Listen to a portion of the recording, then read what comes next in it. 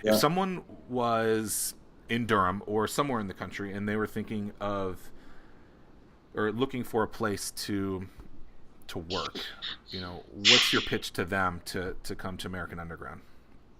I think our pitch is that we built actually one of the most inclusive tech hubs in the country, which is pretty rare. I mean, I'm a white guy, you're a white guy. Like it's primarily us. Let's be honest. Yeah. And what we've tried to do is say, how do we build a very different tech hub that has great support for Black and Latinx founders, female founders, and really a robust ecosystem to support founders of almost any background that are going to build successful high scale companies. So I think that's a pretty neat approach, and it's something that I think is particularly interesting in the South, in a place like Durham.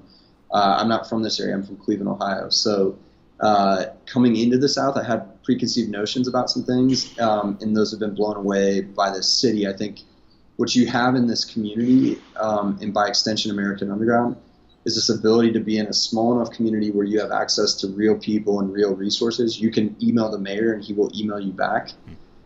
But So no one's too big.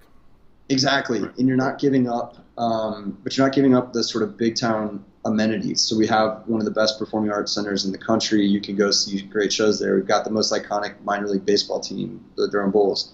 And what our teams are really smart about is how they recruit employees to come and work in that environment. I mean, what they'll do is they'll bring somebody in for a 4 o'clock interview.